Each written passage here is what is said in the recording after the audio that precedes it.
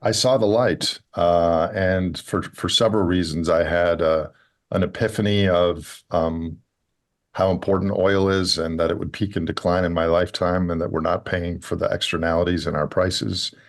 And I felt like a used car salesman trying to sell rich people things that they didn't really need, um, so that my firm and myself would earn a commission, and it felt unethical. That might be Hmm. too strong of a word, but I had to get out. Hmm. So I gave my clients their money back. I got a backpack full of systems ecology and Herman Daly books, and I went backpacking with my golden retriever for 6 months, and I got so obsessed with this systems Yeah. topic, which is the human predicament, that I went and got my PhD after that. Yeah. Yeah. I remember first, like, you know how we put people in a bucket? I definitely put you in the peak oil energy drum bucket, and a guy who was obsessed with this looming crisis. But it's interesting that you actually saw this, and that's what caused you to leave. Whereas I actually left with no idea about all this. I kind of discovered it almost by accident after I had left. But needless to say, we're both on a common mission, and I honestly don't know of anyone who, actually maybe one other person, who spent more brain cells wrestling with this dilemma as you have. And your podcast and your education to the world on this issue is really remarkable. And so I just want to honor you for the work that you're doing. And by the way, you can probably guess who the other person is I'm thinking of. You've had him on your podcast, Herman Daly? Daniel Schmackenberger. Oh, Daniel. Yeah. Yeah. Yeah, for Listening to sure. the two of you try to game theory out how to get ourselves out of this bag we've put ourselves in is an experience which I can He's deep. recommend to people. He's deeply head down on these issues now, on really important things with AI and government. But he's going to come back on the program next month. He hasn't done a Oh, good. podcast in like 6 months. So yeah. Yeah. Yeah. Well, the last one I listened to with the two of you is definitely worth a listen. I honestly came away with a headache. And in fact, I came away thinking, well, if these two guys can't figure this out, and my summary of the conversation was you both acknowledge you can't figure it out in terms of a solution. I was going to sort of give myself a break and stop trying. Is that a fair I summary don't of think the so. I think conversation? actually we and others, including yourself, have figured it out. But figuring it out is just the first of many, many steps. I no longer believe there are solutions. There isn't, because this isn't a problem, it's That's a what I mean. predicament. Yeah. Yeah. So there's tons of responses, and Right. I'm still learning, and I'm learning from you on the regenerative story. We're going to need millions of different responses. And Yeah. so when you say solution, that implies you know who you're talking to and what their situation is. And there is not one Yeah. size fit all response. Yeah. Yeah. For sure.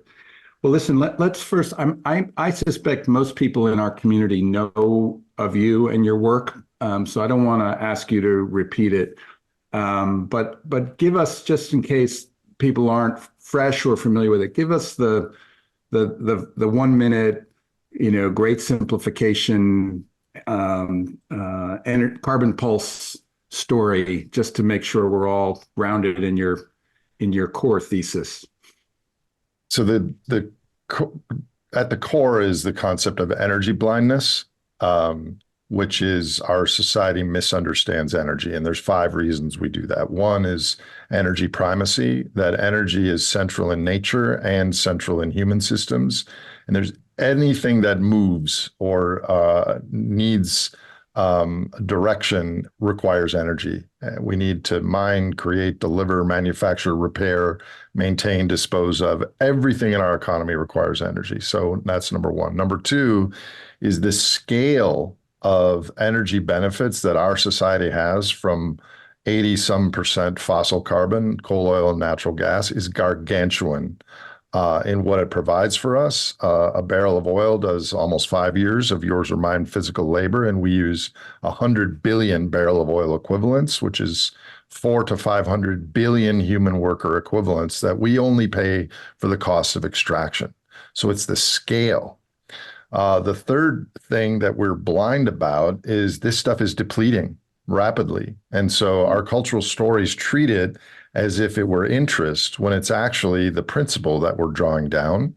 And we ignore that because during our lifetimes, it's always been going up. The fourth that I hope everyone on this call is aware of is the pollution that comes from the burning of this main input to our economies is not included in our prices. And this is starting to have massive impacts on the biosphere, other species, ecosystems, not only climate change, but primarily global heating and ocean issues. And the fifth aspect of energy blindness is we don't understand energy properties or energy fungibility or the difference of this type of energy and that type of energy. Energy can't just be exchanged with another type.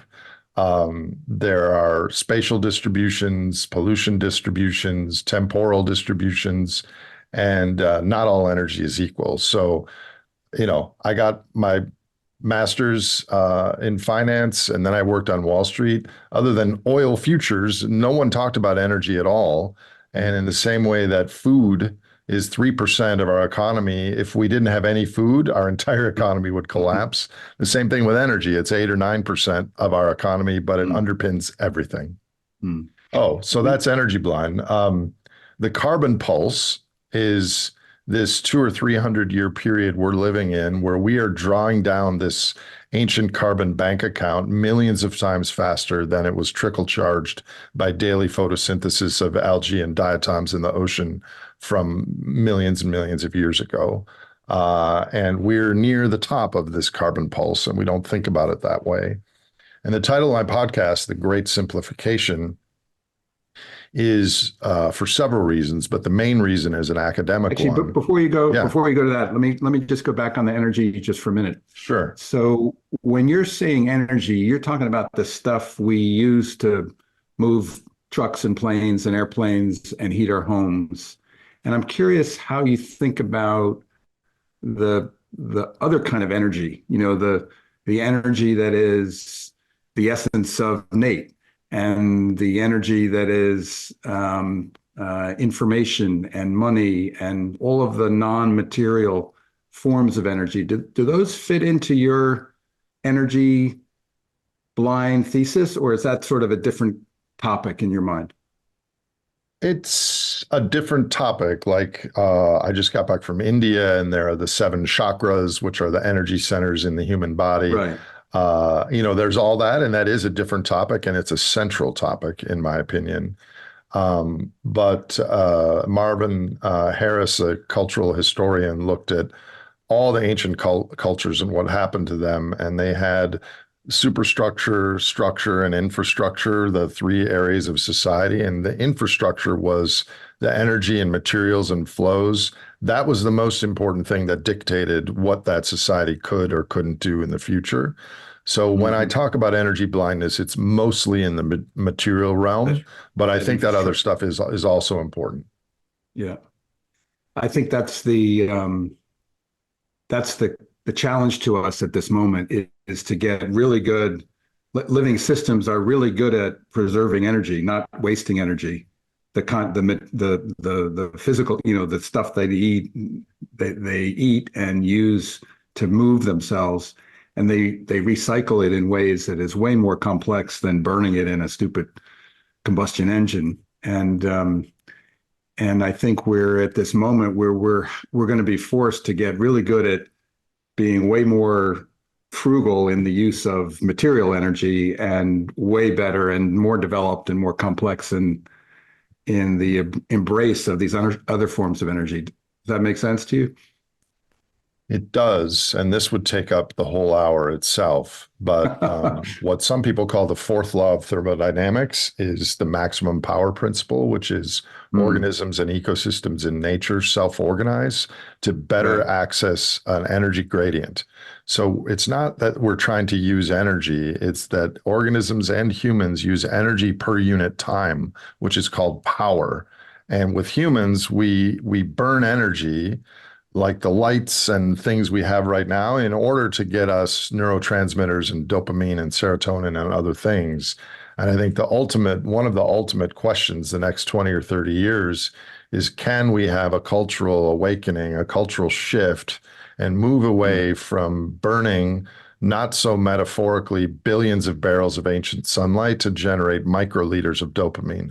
How can we get our evolutionary neurotransmitters with 80% of them with 20% of the material throughput? Right. That's the question. Yeah, yeah. Okay, tell us the great simplification. What So is that humans is story? Well, I mean, I like to simplify things for people. I'm a teacher. I think for most people on this call, simplifying their lives could actually be great. We don't need all this material wealth to Mm, lead happy and meaningful lives. But the main reason I chose that term, first of all, I don't like the word collapse because it's binary. Simplification is more likely and more accurate. Humans historically solve problems. We solve problems by adding complexity to a system. And every time we add more nodes of complexity, there are new vectors of energy use. So we keep adding more complexity to our system. Now we're adding artificial intelligence. And that is all a call on our finite and some renewable energy resources. And so all of our assumptions about the future are that this will continue. But what happens when our energy access starts to decline? I believe it will result in the inverse, which is a simplification of our systems and our lives. And I personally think, because of the magnitude and scale of the human situation in 2024, it will be one of the greatest events in the history of our species, which is why I call it the Great Simplification. right, right. And it's very much aligned with the Great Turning, the Great Transformation. I mean, it's a beautiful expression of, this is not just kind of a normal change. This is an epical change, the end of the modern era, the beginning of something different that doesn't have a name yet. And maybe we'll call it the Great Simplification. Maybe the future historians will call it that. Maybe they'll call it something that no one's named yet, but that's the big idea. Is that right? Yeah, generally. Yeah. I don't know what's coming. I'm more confident about what's not coming. But Yeah. I basically parse it into two scenarios real quickly. One is what I call the Mordor economy, which is that we are somehow able to continue productivity in the face of more or less energy extraction with other technology and such.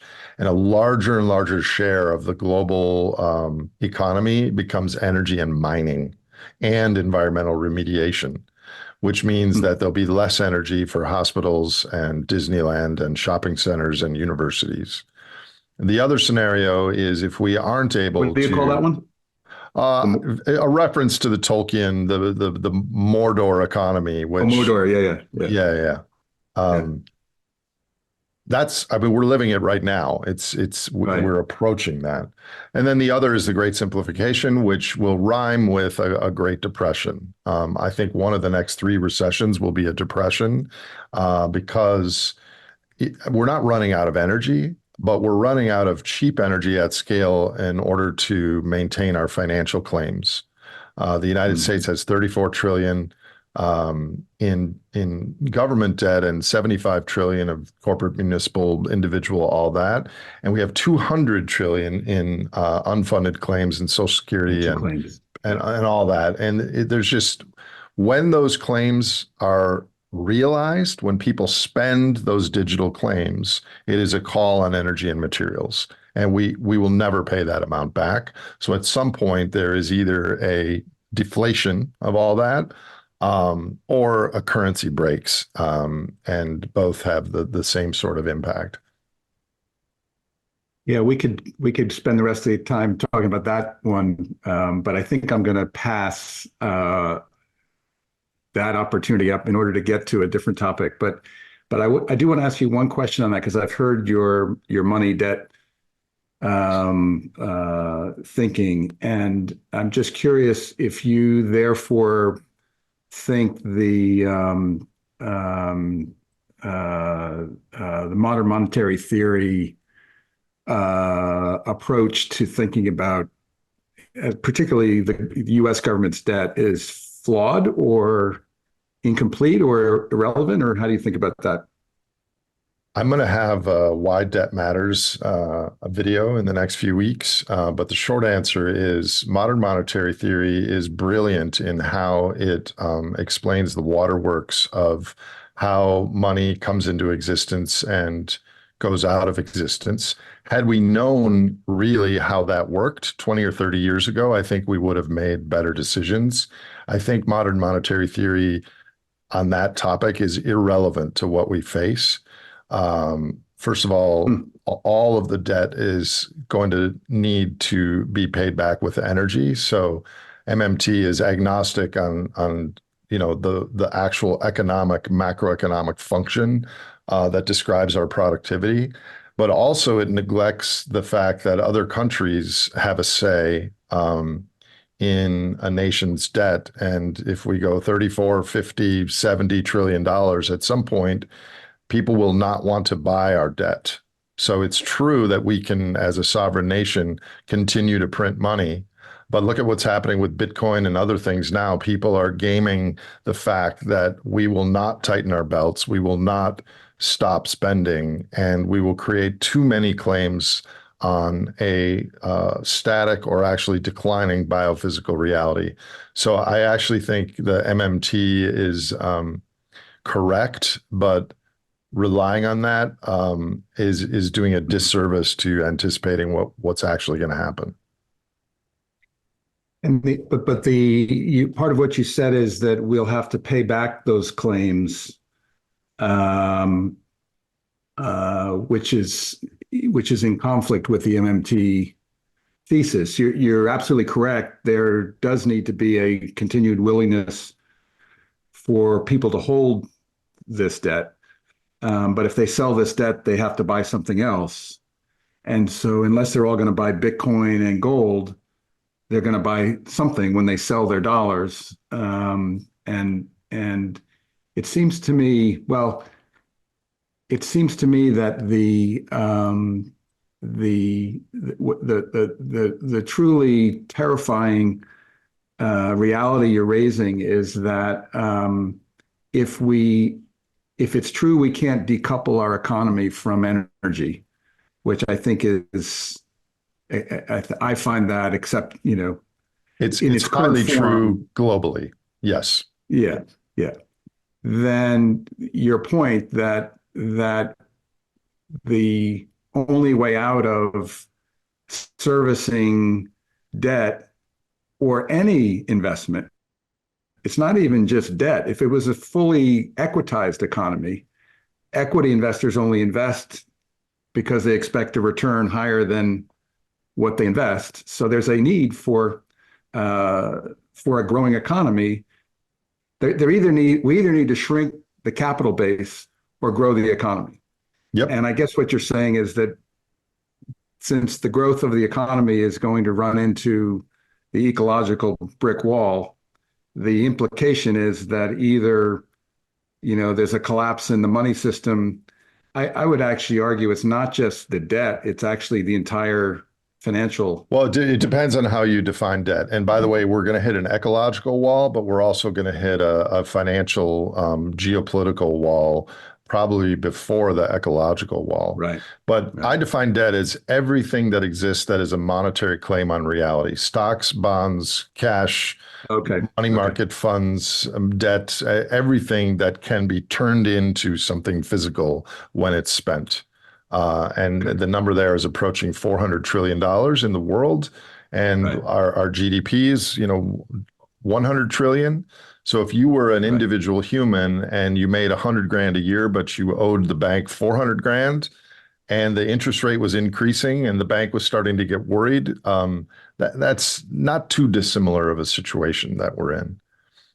Although that's where the modern monetary theory would disagree. And I think it's true. It is different when it's a central banks, that has the ability to print currency. But again, I want to actually use this as a way to segue, given that we have a limited amount of time, into the natural conclusion of this, regardless of how we work through what happens to the financial system and money, is the logical response is we need to shrink the economy. We need to shrink the throughput.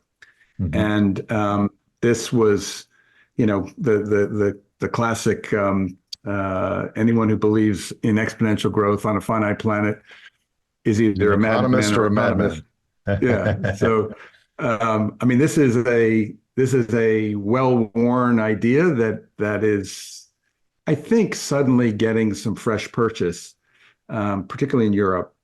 There are some government officials and policymakers at least exploring this idea, and probably beginning to process the implications for everything they're responsible for. But I've heard you talk about degrowth, and the first thing, I loved the way you made it very clear that the people that are promoting degrowth, in a sense, they are our friends, they're in our tribe.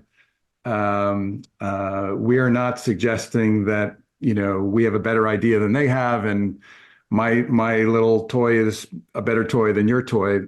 We fully embrace, and some of my most important teachers were Herman Daly, Peter Victor, Peter Brown. The ecological economics, statesmen, and yet I personally have real trouble with the working my way through a degrowth pathway. And I'd be curious, I listened to you talk about it, but maybe share with us the kind of practical challenges that are presumed in that. So first of all, when I say degrowth, it's a broad tent, right? There's lots of different demographics represented. But when I say that word, it implies a voluntary shrinkage of the material footprint and a sharing from the global north and west to the global south, or some combination. Yeah. I think I call it the shrink and share strategy. So we're so I think logically that is what we should do. But first of all, it's not going to happen. Politically, it's not going to happen.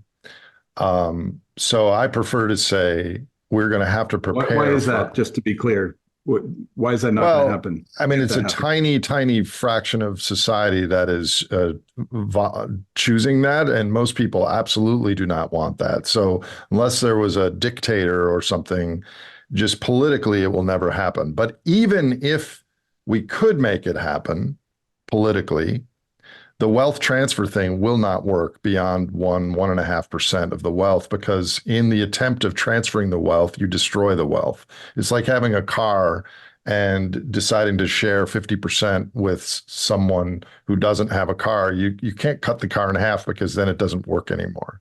It's the same thing with the industrial capacity in the West. You can't just carve off 30% of that and give it elsewhere, because it would cease to function. But more importantly than that, there are many good ideas about what a future could look like 20, 30, 40, 100 years from now. And I really laud the people that are mapping that out and looking at the different agriculture, different social structures, and all that. But between where we are today and that eventuality, there are some giant risks. I call them the Four Horsemen of the 2020s. Number one is this financial overshoot, where we have way more claims on reality than can be paid back with reality. Number two is geopolitics and war. Ukraine is trying to pull us into a head-to-head with Russia. Israel is trying to pull us in head-to-head in the Middle East. China is got internal strife. And this is all about, broadly, the great simplification and moving from a unipolar to a multipolar world. And that is a huge risk that we have taken for granted over the last 50 years. The third, real briefly, is the complexity of a 6-continent global just-in-time supply chain. 80 to 90% of our medical pharmaceutical inputs are made in China and India, as one example. And we just assume that will continue. And then the fourth is the social contract of our relationships. We might have people that actively care about inequality and climate change, but then to say, okay, we're outlawing natural gas and propane in the East Coast, and other people are like, what? Why are you outlawing this? They're not in the same dialogue that we are, and that causes social Yeah. conflict. Yeah, So I think, as we saw in France with the yellow yeah, jacket. Yeah, exactly. yeah, So my bottom line take is a lot of the people, the degrowth scholars especially, are my friends, but I think we have to prepare society for the things that will happen en route to degrowth anyways.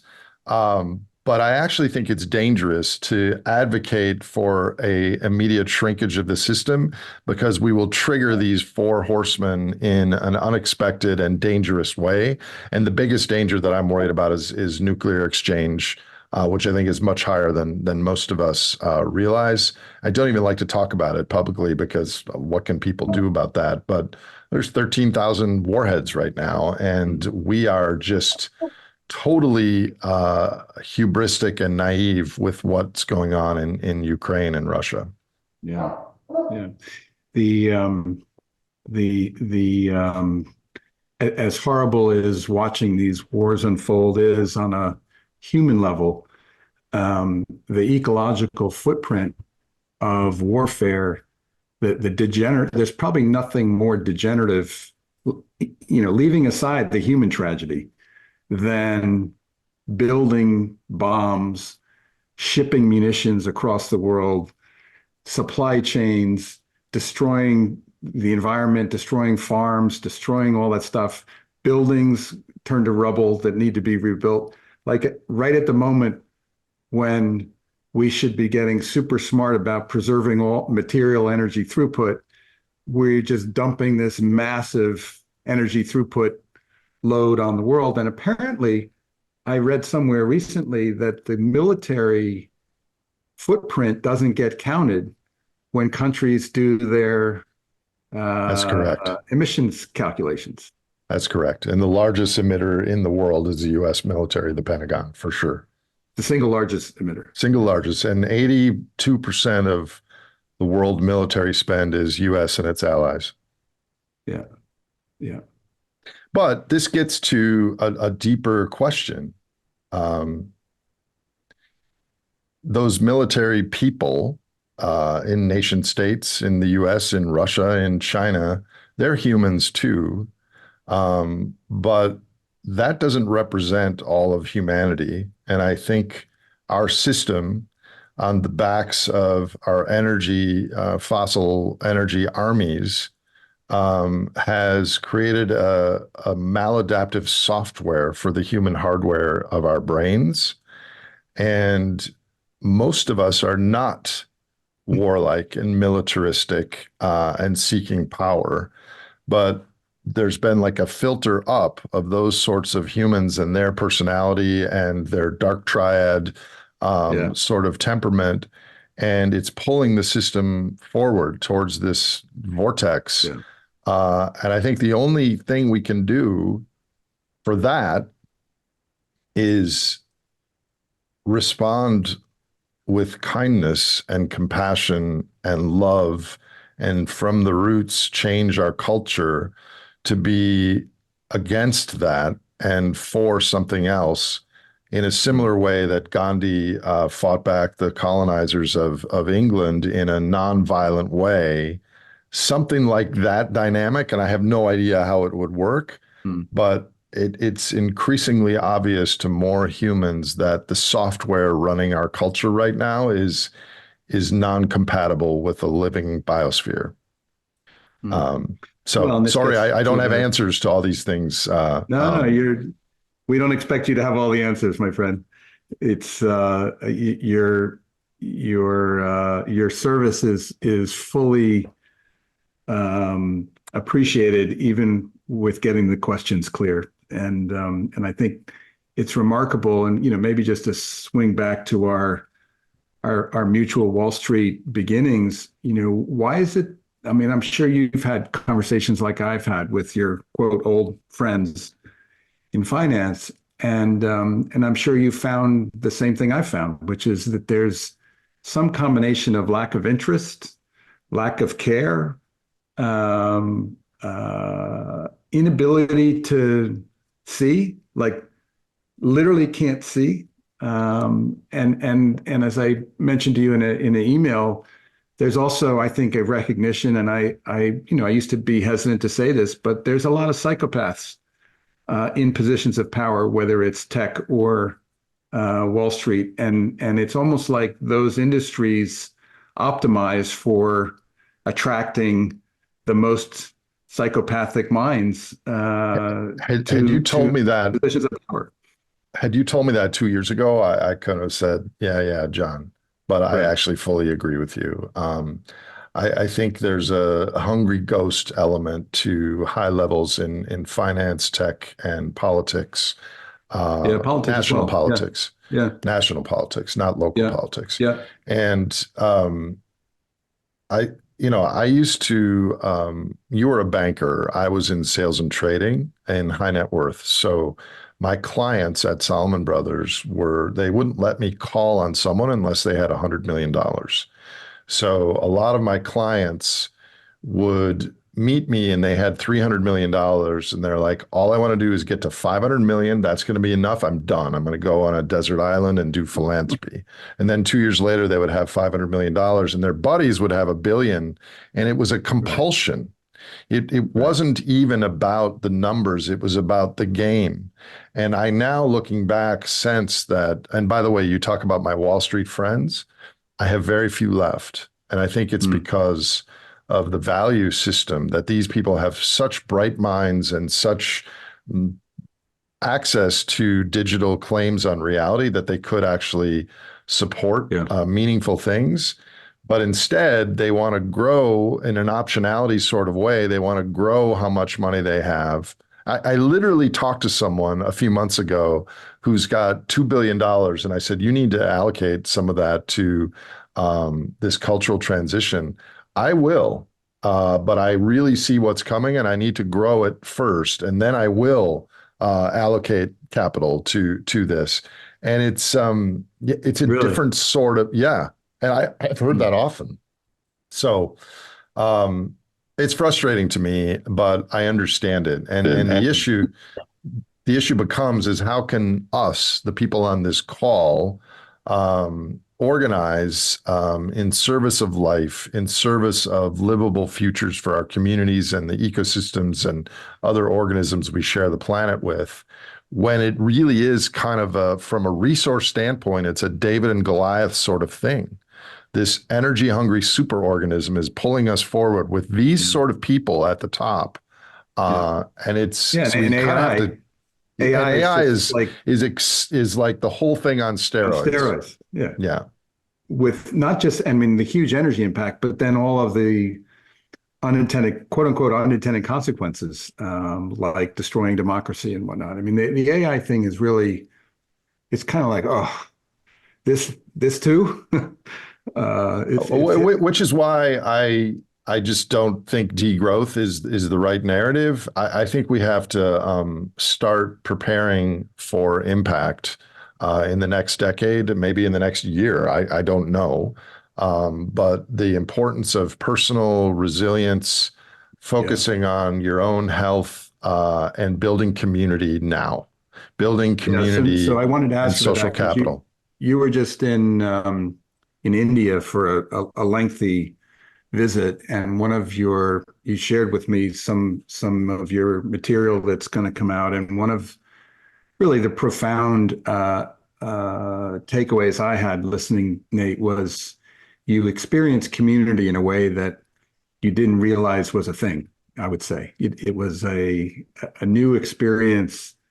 Well, you use your words, but when I listen to you, we've built this beautiful community in this course that I run, and many of the course community is here today, and it's now 1,200 people just in our. And honestly, even though I've not met most of them, other than on Zoom, I've experienced that sense of community that has been more meaningful to me than pretty much anything else I've done in my life, work-wise. And I'd love you to talk about what you experienced in India. And interestingly, the place you were was actually raised in our course last week, as an example of a regenerative civilization in practice in the real world. Yeah, well, first of all, I think your 1,200 people going forward may accomplish things that you might be really surprised by. I think the fact that people have a shared value system and a shared understanding of what's going on and some trust and interaction with each other can be really Yeah, potent. At 20 people, yeah, at 1,200, the interactions with each other yeah. have And huge that's happening. potential. It's cool. Yeah, Yeah. So I want to correct something you said. I knew this yeah, was the case. I knew this was the case ahead of time, but I didn't feel it. And there's a difference between right. knowing something and understanding Yeah, yeah, something. And I yeah. understand a lot of things. I don't know as many things. So I was 42 days with 30 people chanting, cooking, meditating, learning, hiking, talking, doing all kinds of things. And my own, it takes 42 days. We lose like 2 pounds of cells every day. And our bodies, with the exception of our eyes and a few other things, completely regenerate every 6 months. I am not the same physical person as I was when I went to India. Mm, So there's that aspect of it. But what ended up happening is in the United States, you are naturally, based on our culture and the way we are, you're pulled towards a one-legged stool of dopamine dominating everything and serotonin, oxytocin, and endorphins taking a much smaller role. And I think a lot of us have addictions and trauma and are just not in a behaviorally healthy, whole way. And so I thought, yeah, we need more community. We need more social capital. And I've thought that for a long time. But part of the reason I thought that was because, oh, you grow garlic and I grow potatoes, and I can go borrow some of your power tools when I need something. And it was an economic treatment of social capital. And that's all fine and important. But the real benefit is the feelings and yeah. the historical evolutionary human cocktail of healthy chemicals and hormones that I felt. And I was in a place that used less than 1/10 of the energy as the average American community. I had everyone there has electric bikes, and you just bike everywhere. Of course, you need air conditioning, but there's no heating needed. It's in southern Mm, India. mm, But I came out of there just feeling not only personally much healthier, but it was just a big aha that we absolutely don't need all this energy and material stuff right, to right. have really rich lives. So I think the and here's the other thing: our governments and our policies and our media are not going to do this for us. Building networks and social capitals with people, like-minded people, or even non-like-minded people that are your neighbors is on us.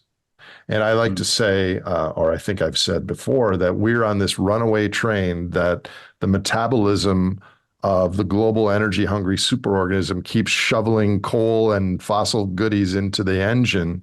And the best thing we can do is find the dining car and be with people who we like, who we share values with. And hopefully for some of you, you share a goal of some intervention you would like to do on behalf of the future of our species and others. So mm, yes, I'm a huge believer that social capital is one of the no regrets strategy right now to scale. mm, mm. Yeah, well said. And again, the way I see it, there's sort of an alchemy to think about how our civilization and how our economies can flip or morph or transform from this fossil hungry energy, and even the renewables that are going to replace it, which are not really renewables. We just call them renewables. And they're Or not even going to if we replace were it to, either. yeah, even if we could find infinite energy, I mean, I'm actually pretty excited about this ultra deep geothermal. You probably know way more about it than I, but that seems like a really cool idea. But if we don't transform the way we live before that happens, we'll destroy the place faster than we're destroying it right now. Exactly. So we need technology. We need appropriate technology to our circumstances. I Yes. think what's been overlooked is inner technology, how our brains interact with our Yeah. environment. And I've always said, and I continue to say, with this daunting predicament we face, we need the artists and the poets and the storytellers Right. first. And then once we've changed cultural values or different trajectories, then we get the architects and the engineers and the solar panel Yeah. developers in.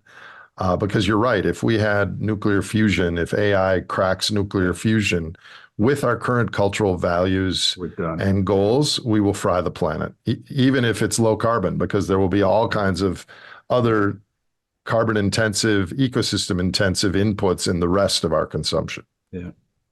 Well, I like to think of it, and I'll cut us off here so that we can bring in other voices. But I like to think of it, the the simplification you're describing to me is not from excess complexity, but from excess complication.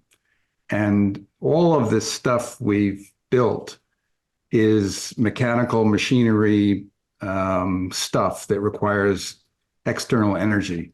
Mhm. And sitting right in front of us, as you experienced in India, is a different form of energy that is actually much more healthy and something we've known about for the ages. And we've forgotten it in our quest for the whatever we're questing for in this modern age. But actually, I'm optimistic that if we learn to this sort of alchemy jujitsu from an addiction to complicated back to aligning with the complexification of life itself, we will continue on for another billion years to contribute to and participate in this evolution. But we've got some serious medicine to take and reality check that happens to be our moment on this planet. I look forward to you coming on my podcast and unpacking your regenerative story. I am also hopeful in the sense that if those who are on this call think about the top 5 experiences of their lives, for most of you, most of those experiences will not require a lot of money and energy. They were things dealing with your families or your kids or your dogs or nature or having a sleepover or a concert or something like that. I will correct something you just said. 500 million years from now, the sun will have expanded so much that the oceans will boil, et cetera. So it won't be a billion years, but 500 million years is a hell of a long So time. you got to pull one by Nate. You'll always get your facts straight when you deal with Nate. I was actually nervous about this, Nate, because you're so factually filled with well, your mind is so filled with facts. I knew I would And get and corrected. and let's hand it off to your people with that, but I will correct you on that as well.